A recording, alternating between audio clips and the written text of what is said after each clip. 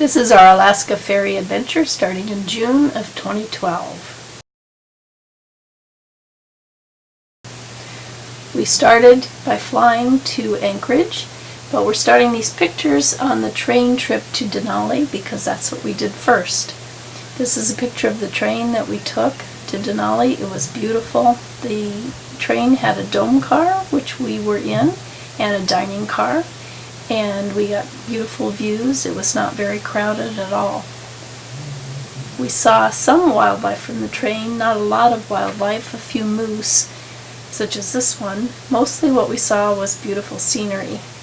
This is a picture of a grizzly bear with a little bear cub peeking up. And this is a picture of Denali. Once we got the train to Denali, we then took a bus van on a dirt road. It was a very high road. It gave us good views. It was a little scary at times going around the curves, but it was also a very nice day. It was wonderful scenery, and we saw Denali all day long. It was clear, mostly clear. And we saw 15 grizzly bears. They were enjoying themselves in the sun. There was only one that got really close to us. After we passed the last visitor center, we went to Wonder Lake, and near there we had a lunch and did some activities. On the way back we saw more wildlife. This is another moose, and we also saw some more bears.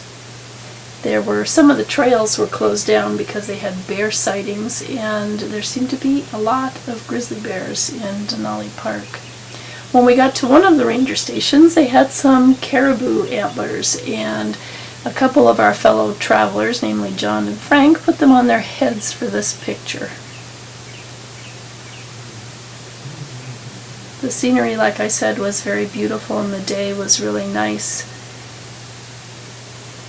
We saw a lot of Dall sheep. As I said, the road was fairly high, and so we got pretty good views of them. There were a lot of them out too. It looked as if they were just posing for our pictures. As the day went on, we saw different views. There were some clouds, but they never obscured much of the mountains. When we got back to Denali, we stayed again in our little Denali cabins. They were just outside the park, and they were very nice. It was difficult, though, to get used to sleeping because it was so light. The sun was up almost the whole day. In fact, it never really got dark. It just got a little bit darker around midnight.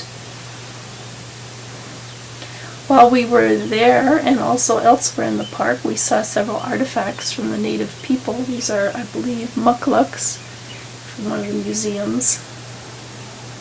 Then we got back on the train again to go farther north, to go up to Fairbanks. We went alongside a river, and again it was very scenic, and the train was really nice. There was a bartender up on the car we were at, which was nice, except that there were a few people that were having a little too much to drink up in the front of the car. As we went along too, we saw a huge wildfire. They said that mostly they allow them to burn themselves out, but that this one they would probably try to put out as there were some houses nearby. In Fairbanks, they were having the Midnight Sun Festival, so we saw some children playing.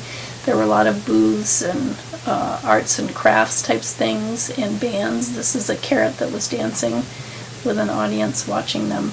Near there was also a cute little Catholic church that we stopped and took a look at. They also had a very nice museum in Fairbanks, and this is a wood carving that we saw there. There were some brothers that apparently did a lot of wood carvings, and their names were Yannert, William, and Herman was his brother, and they lived together and did art.